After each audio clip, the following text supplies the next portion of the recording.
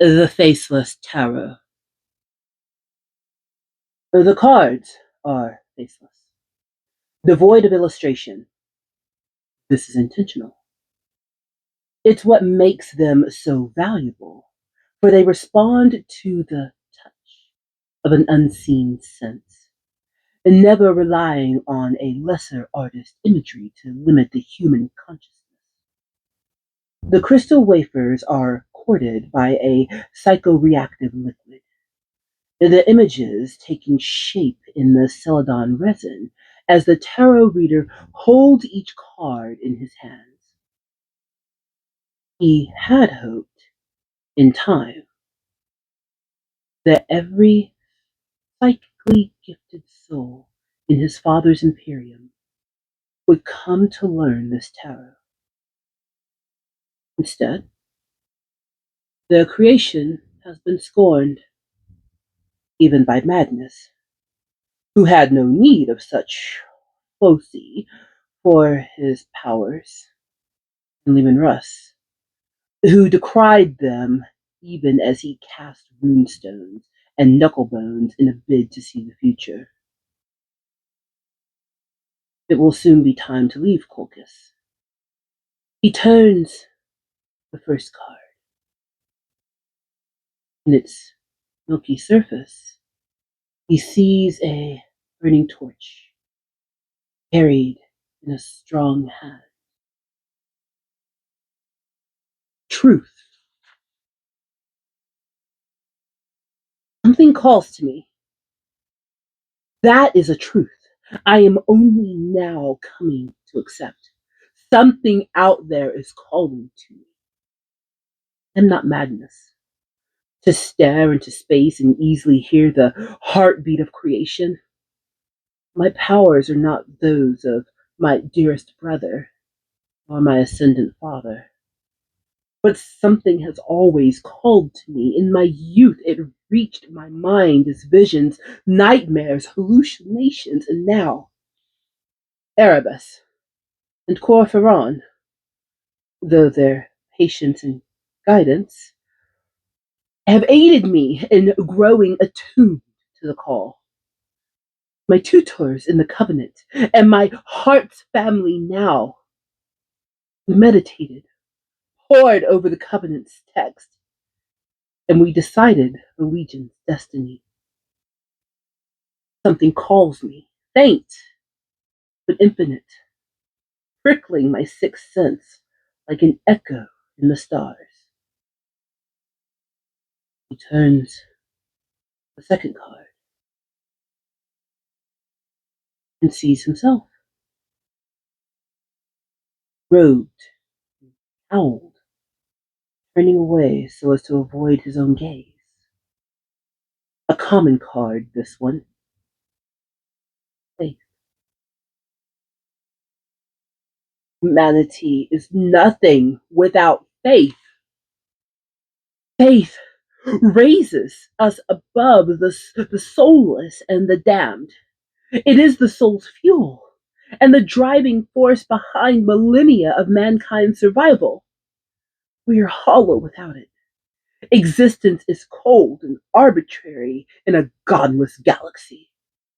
Faith shapes us, raises us above all other life, defines us as perfect in our sentience. In eras where faith was choked, weakness and decay infested the species, withering its innards. That is something the Emperor has always known, but never admits. Yet he knows, and he forges his empire accordingly. A god need not be named a god in order to stand in supremacy. Names are meaningless. Supremacy matters, and my father stands ascendant over all mortal life in the galaxy. A god in power, a god in wrath, a god in vision. A god in all but name.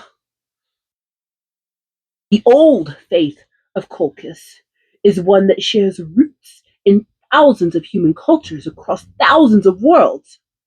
That alone is evidence that somewhere within its meandering parables and the unsubtle blending of myth into history and history into myth, there exists a core of absolute truth. The loveliest legend is that of the Imperium, the primordial truth. It is known by countless names, of course. The Imperium is the name we spoke on Colchis. Others named it heaven, a means of existing into eternity long after death of the mortal form. A realm of infinite possibility, a paradise of potential where the souls of every mortal in history coil around one another. Even I know such things as myths, stories spoken and passed down imperfectly through countless generations. But imagine it. Imagine the reality behind the myths. Imagine a place in the universe where gods and mortals meet. Imagine the miracles of power that could be performed. Imagine a state of utter chaos, utter purity, where anything is possible. Life ends in death, but existence does not. If there is truth to the old faith, I will find it. He turns the third card. A haze of heat makes the sky shimmer above the skyline and towers and domes. Colchis, the city of grey flowers. Home. The people of Colchis have always looked to the stars for answers. The legion born on that word, the bearers of the word, is no exception. Many chapters within the Legion are named for the constellations that brighten the night sky. Even the name they bestowed upon me, the name spoken by no one outside of the Legion, has its foundations in antiquity. Aurelian, they call out as they wage war. The Golden. Yes, its linguistic roots go further back to a truer meaning, created by those ancestors that forever stared skyward for inspiration. Aurelian, the sun. It is natural for us to seek answers in the stars. Life comes from them. The emperor descended from them. The legion rose into them. Fate awaits us beyond them. Colchisian legends tell tales of primitive spacefaring vessels leaving the world in search of the gods, much in the same way of the Afrikaharan and the Greekanic peoples of ancient Earth once sought their deities. I have read the fragments that remain of their cultures, and I have walked the ways of the past with my brother Magnus. The travels on Osiris and Odyssean in Terran myth are travels of Cain, Tizen, Slanat, and Narag. Prophets born of Colchis, great seekers, now lost to time's embrace. Their journey to seek the home of the gods is known to us as the pilgrimage. He turns a fourth card. The psychoreactive liquid forms architectural wonders in his fingertips. An arching bridge, a meandering path of stone, a great garden. A journey, a pilgrimage. The pilgrimage is the oldest legend in the covenant of Colchis, and the one most often seen in human cultures scattered across the galaxy. Humanity has a fundamental need to believe it. The primordial truth, heaven, paradise, it exists somewhere, in some form, home of the gods, underworld of the demons, the lair behind natural reality. Anything is possible within its boundaries. The pilgrimage is nothing less than the journey to see it with one's own eyes, to confirm where mythology ends and faith begins. Heaven, hell, and gods, demons. I will have the answers.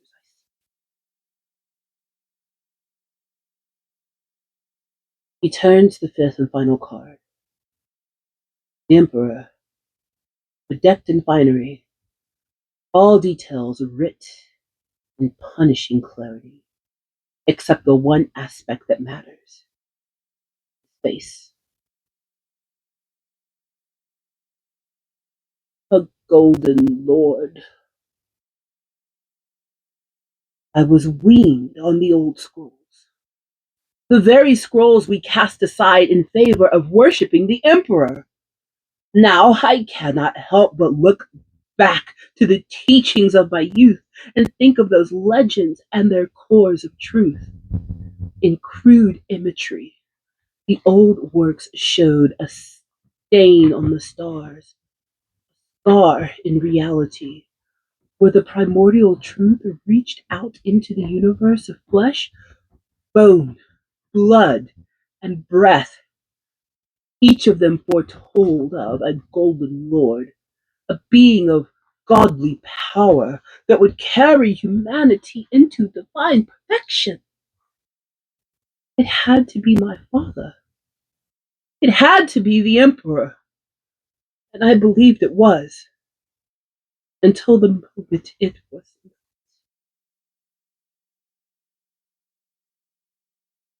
He was not the Golden Lord. The Emperor will carry us to the stars, but never beyond them. My dreams will be lies. The Golden Lord does not rise. I look to the stars now, with the old scrolls burning runes across my memory, and I see my own hands as I write these words. Erebus and Corphoron speak the truth. My hands, they are golden too. Hey friends, it's me, the Halloween Ebony Otaku, the well-rounded nerd. What would be, other than anything about audio, more appropriate for Halloween than to dive into where it all began? The first heretic. The first heretic, Fall to Chaos, was written by Aaron Dembisky Bowden. I said your name wrong. There's so many words, including your name, in Warhammer. But we are back into the Horse Heresy.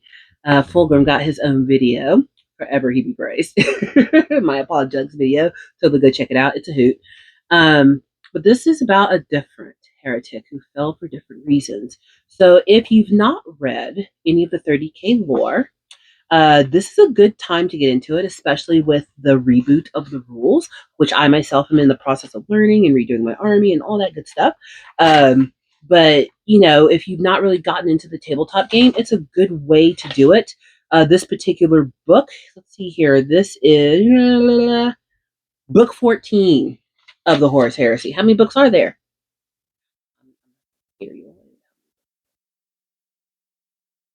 But heresy starts somewhere. And Lorgar is such an interesting character to me. I was torn between doing a Word Bearer's army, which is Lorgar, the Aurelian, or doing Emperor's Children as my Chaos army. I want a Chaos army, I want a Loyalist army.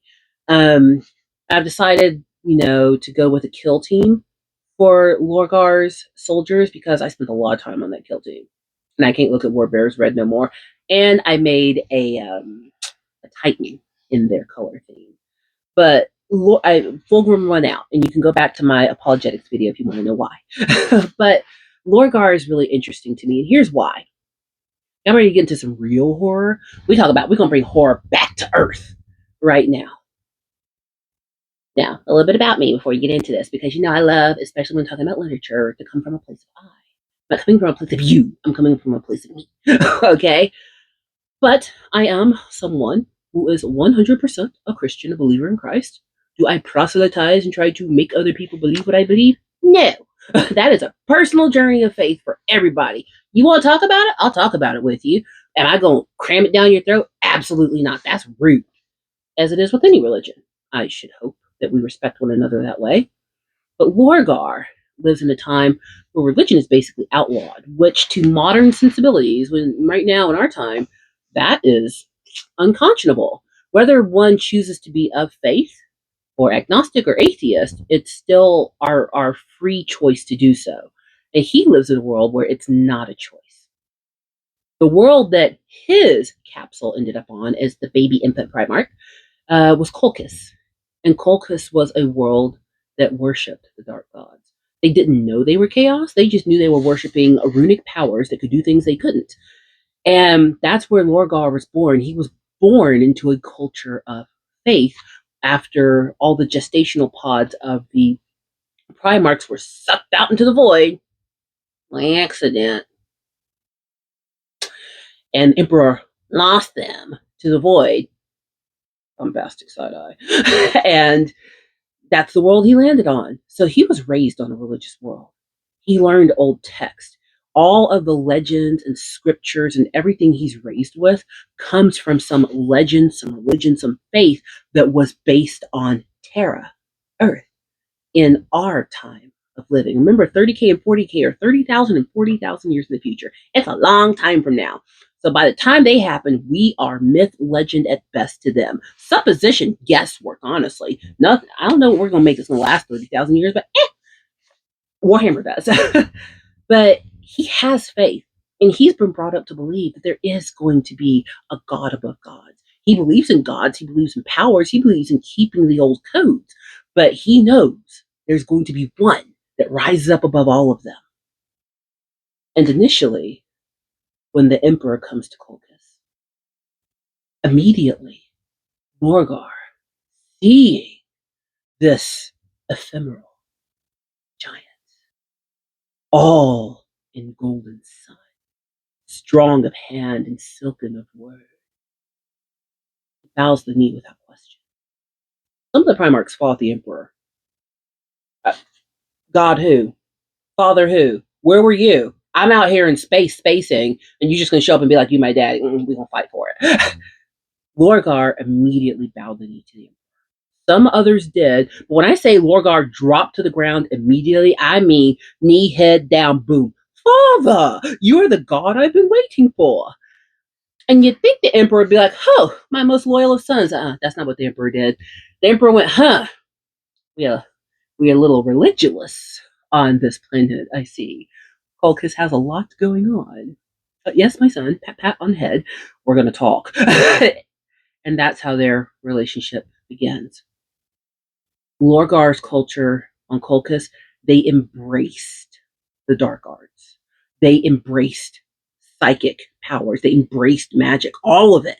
They thought it was all something wonderful to be discovered, to be measured, to be used by humans, nothing to be afraid of, that it was there for them. And over time, Lorgar, because he's coming from a position of faith, of preaching, as he conquers worlds in the name of the Emperor, he has the least amount of battles. He conquers with the word. He conquers with religion. One of the most powerful ways to control people is using faith. Kingdoms will rise and fall if you can capture the hearts and imaginations of the many. I'm not going to get into current religious drama that's going on in the world. You know what it is. And you're allowed to believe what you want to believe. But there has been this phrase floating around, religious psychosis. I'm not a doctor. I can't diagnose anybody. But having been someone brought up in a very religious household, always went to church, and I went to different kinds of churches growing up. When I look back on some of those churches, I can definitely say there was more zeitgeist than true faith. A lot of them. Feelings took the place of faith. People became results oriented and not upward oriented. I have been in religious organizations that 100% were fleecing their flocks. As there was a child, so I didn't recognize it so much when I was in it. I've seen the fleecing of the faithful. I have seen people ridiculed for not being close in the faith as they should be. I'm going to tell you a personal story. I don't often do this on this channel, but it's Halloween. I'm going to tell you a religious horror story. So I was at youth camp, and I want to say I was 14 or 15 at this particular youth camp. And if you don't know what youth camp is, look at me. Don't send your kid to youth camp. That's all I'm going to say. Don't do it. A bunch of teenagers together is a bad idea. I mean, biblically, you don't just let teenagers hang out together. Where in the Bible are teenagers just hanging out? Don't send your kid to youth camp. Do you love them? I know you need a break. Send them to space camp. All right, send them to cowboy camp. Don't send them to church youth camp. Anywho, but, and this comes from somebody who a Christian, off that horse.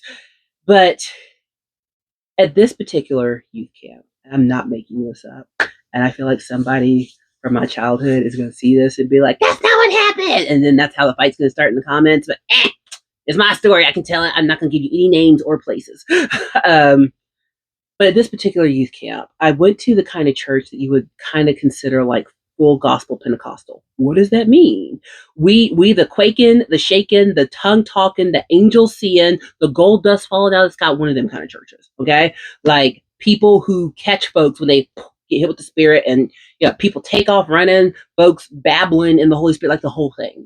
It's a show if you've never been to a church like that. And I was at a place in my teens after having gone through some things that I was very much questioning what I believed, which honestly you should. Questions are good, not bad. Look at me. Questions are good, not bad. Anyone who tells you you shouldn't question things, you're supposed to question everything. That's how we come to our conclusions. Anyway, that's where I was going. So that's the kind of church that's hosting this youth camp. Tongue talking, Bible thumping, be free. One of them kind of churches. I know y'all think it's a black church, but it wasn't.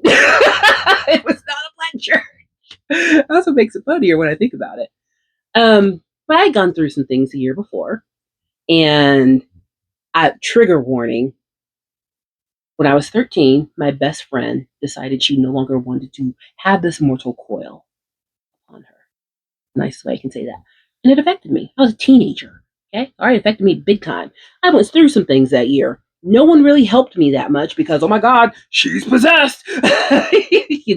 Like, no, not depressed, not having anxiety, not missing her bosom companion. Oh no, she's got to be possessed. That's got to be the issue. That's the kind of church I went to. Yeah, not let's get this girl a psychiatrist or a psychologist some help. That's how I grew up. How are you still a Christian? We can tell that story another day. It's a good story. This is why I relate to Lorgar so much. That's why I'm telling this. So at this youth camp, there was another kid there who had gone through some things way deeper than what I had been through. But he was the quintessential skater kid. Jinkos, spiky blonde hair, always had a skateboard with him, was always rollerblading, outcast. Even though all the girls had a crush on him, not gonna lie, he was a cute little thing back in, the 8th, 9th grade. But, time, whole demon child. I kid you not. At this youth camp, we were in the auditorium and they were having the music time, and then the music time just keeps going. You ain't been in a service until you've been in a Pentecostally just service that just won't stop. I'm talking, you can be in that auditorium for hours, 3, 4, 5 hours go by. You just like, are we done yet. No, there's more. One more round of the song. Fire the piano back up. It just keeps going. Like, you need to go get a snack. You're there so long. Like, are we going to eat? Are we just stuck here now? But they decided, and I don't know how, that this boy was possessed. And I kid you not, um, I was sitting on the front row because I'll be honest, I was an agitator. I was like, I'm not down with all this. I'll pretend to be down so y'all will leave me alone. But I'm just sitting up in the front row, just watching the things. And they like made some of us come up to the front to get prayed for and spirit cast out or whatever was wrong with us. Kid you not, this boy, they decided was possessed. I would give you his name, but then y'all be able to find him. They did the whoo, pray for you. Down he goes. There's two people behind him catching him, and they lift him back up. And they pray over him again. Pooh, down he goes, and they lift him back up. That happened about 45 times. I'm not like 50, 11 times. It just kept going. And I'm sitting here like, oh, crap, they're coming to me next. Because, I was going through my hellion phase because my best friend was gone and I was not handling it well. I don't know any 13-year-olds who would have, but I did not handle it well. And it was going to be my turn. I'll be honest, they kind of skipped over me that night. I was like, whew, I'm good. I got like a little prayer, a baby prayer.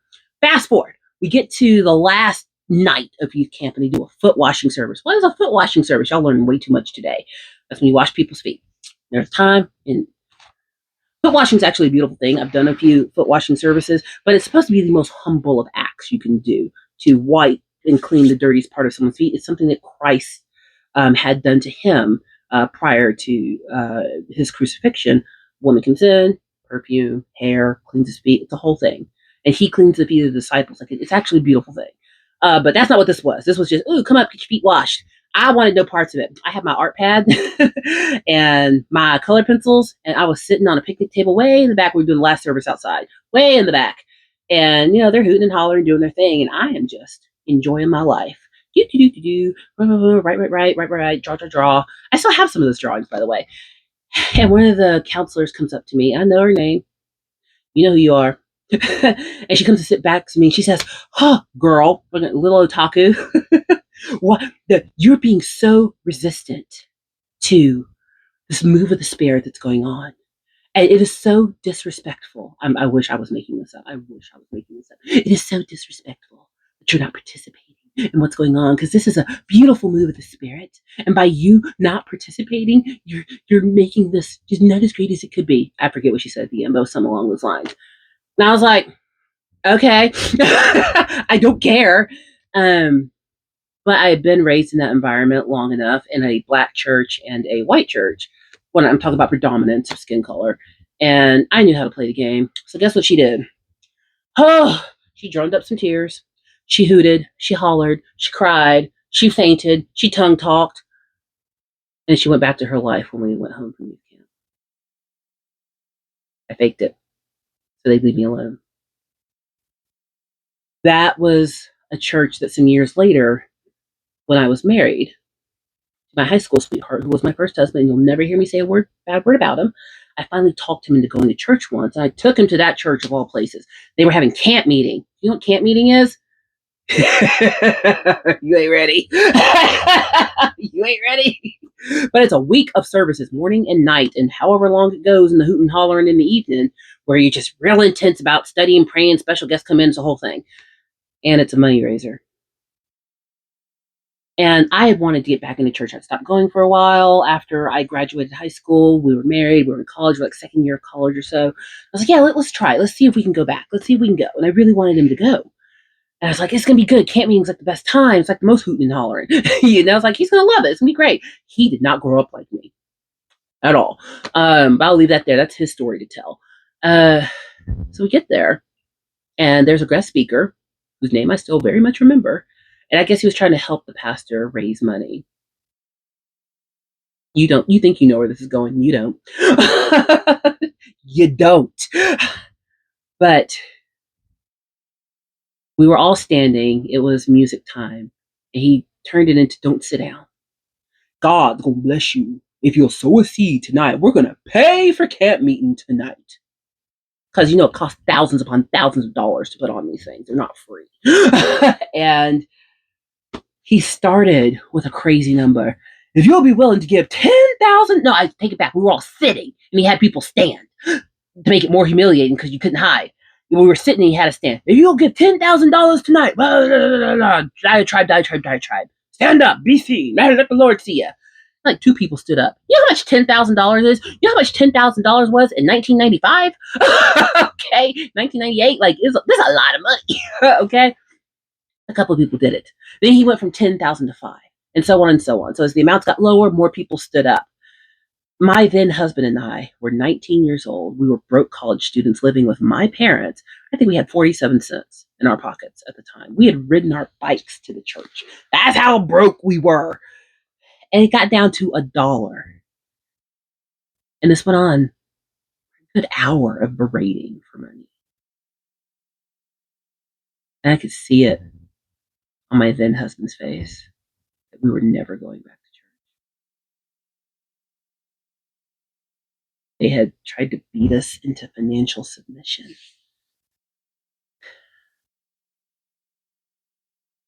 So when I say I understand,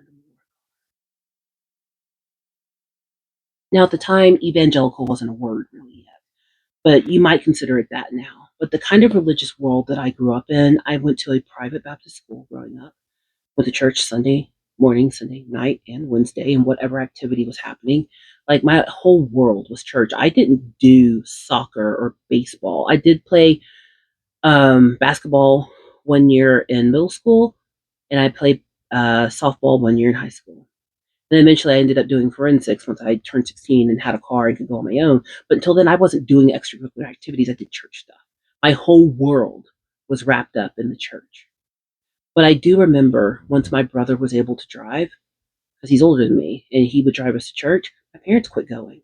That never clocked with me when I was younger. Like, why did they quit going? And then I got older and had more experiences and started seeing and experiencing things in a different way. This religion, I'm going to use that word religion, this set of standards that had been created by people was oppressing them.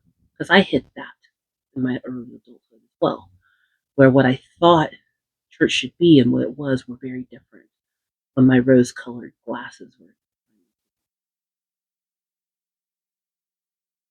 That's what happened to Morgar. He was raised in a bath of religious freedom. He knew nothing else. And even if he saw something that he was like, that's weird, he's still wrapped in an environment that tells him all of this is normal. It's okay. Because the truth is, whether you believe or don't believe, we're worshiping something. Like there is something beyond humans. We see evidence of it all the time. I don't want to get that deep and creepy, but Lorgar knew he was worshiping something. There are things that are beyond explanation that have happened. And he knew all of these legends that have made it 30,000 years through human history. There's got to be something to them. He has seen and experienced things.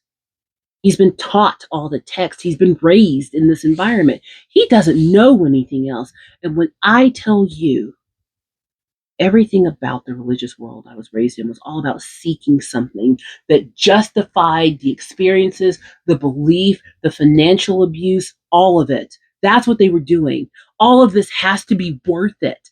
Something has to make this worth it. I'm doing all this hoot and hollering, giving my money, giving my time, breaking my back, and not getting paid. There's got to be something to make it worth it.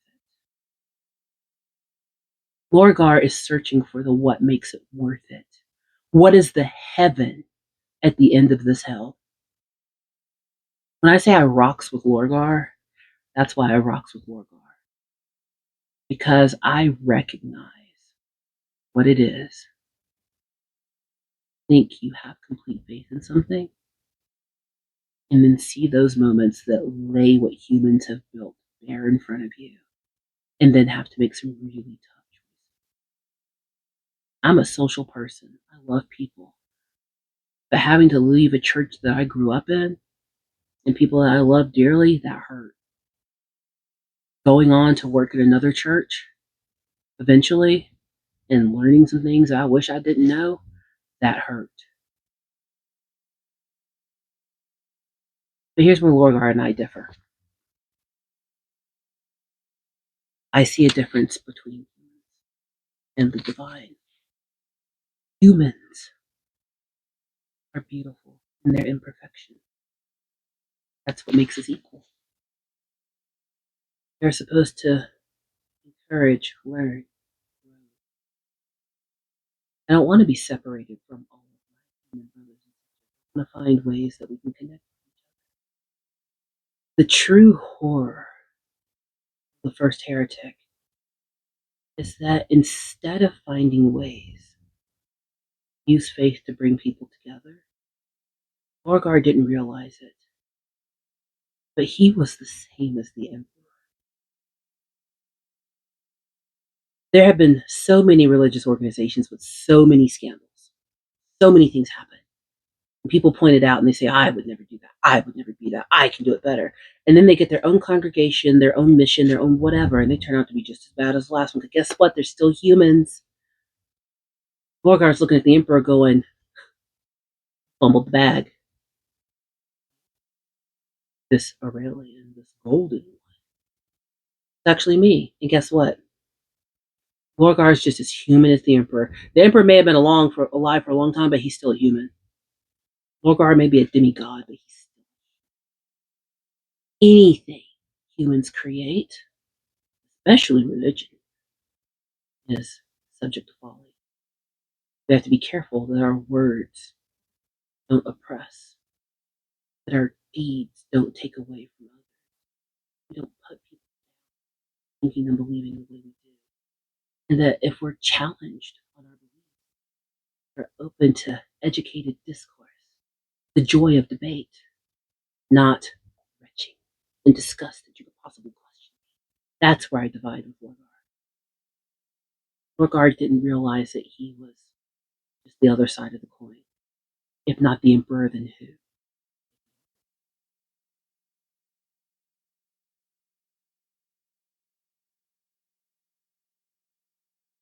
I'll tell you how in that exact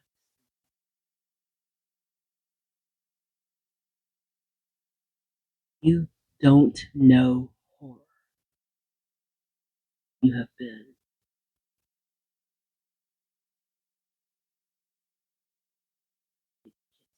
everything about it dug all the way into everything. That's why I can't judge people when they think and feel a way, when I see where they're coming from and what they're exposed to.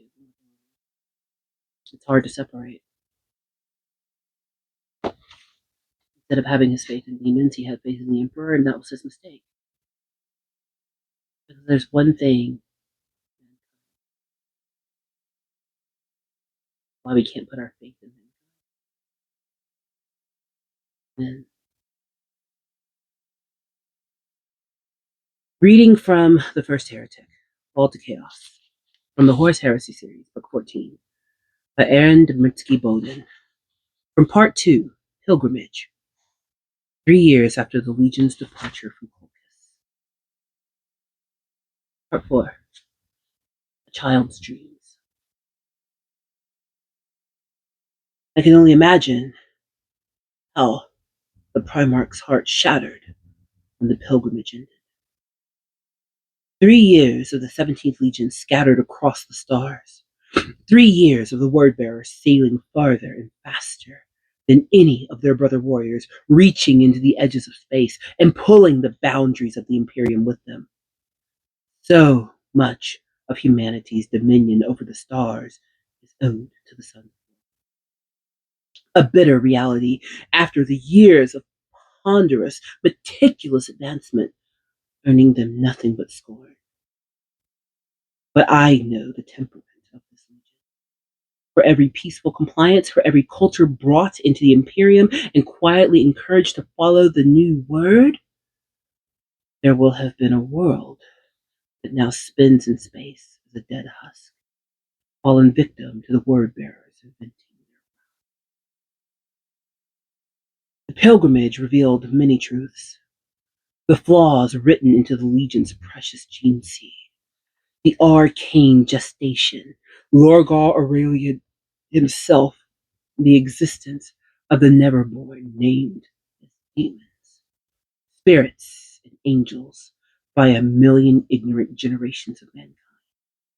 But the greatest truth revealed, also the hardest to accept,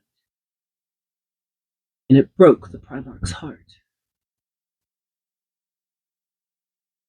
And of course, it changed his son. The word bearers could never go back to a time for the truth. Argel Tal and Zaphen were my closest links to a world I could no longer see. And the pilgrimage's destination changed them in ways far more profound than mere physical differences. The knowledge was a burden to them that they and their brothers in the Word Bearers legions must be the ones to return to the Imperium with this terrible truth. I cannot conceive of how they endured being the heralds of such tidings, to be the ones chosen to enlighten an entire species that humanity would struggle from now until the day creation died. There would be no golden age, no era of peace and prosperity. In the darkness of the future, there would be only war. Perhaps we are all playing the roles marked out by the gods. People who are destined for greatness will often dream great dreams as children. Fate shapes them for the years to come, offering their young minds a teasing glance at what will be. Blessed Lorgar, herald of the primordial truth, dreamed like this. His childhood was tormented by visions of his father's arrival, a god of gold descending from above, as well as nightmares of someone unknown, something unseen, forever calling his name. And that is perhaps the greatest tragedy of the Word Bearers Legion. Their father knew he would be one of those bringing enlightenment to humanity.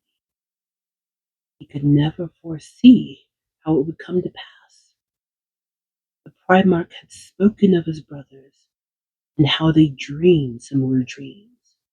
Hers, born on a world of eternal night, dreamed of his own death. Magnus, Lorgar's closest kin, dreamed the answers to the universe's mysteries. One was cursed with foreknowledge, the other blessed by it. Both were destined to do great things as they reached maturity. Their actions have shaped the galaxy, just as Lorgar Aurelian. I will remember one nightmare from my youth. In my dreams, I sat in the blackened room, blind in the darkness. And in that darkness, I sat in silence, listening to a monster breathe. Where is the line between prescience and between prophecy and a child's imagination? The answer is simple. Prophecy comes true. We just have to wait. Excerpted from The Pilgrimage by Cyrene Belanician. I hope you enjoyed that ride into a different kind of horror. I think I'll do maybe one more Warhammer reading. We'll see how my week shapes up. That was a lot of fun for me. I got a peek into my personal world. But when it comes to literature, don't care if it's fiction, don't care if it's historical fiction, don't care if it's a biography and autobiography. We must remember to evaluate works in which the context that they're written. And fiction, especially, is a safe veil to explore the most horrible of topics. And that's where Warhammer is particularly brilliant. They have done well to craft a universe where all of us can find that set of characters that we connect with, and we can relive and better live experiences, and perhaps have discourse about topics, or otherwise it might end in a fight. I hope you enjoyed this peek of the horror, religion of my God. Please like, comment, and subscribe, and I'll see you in the next one.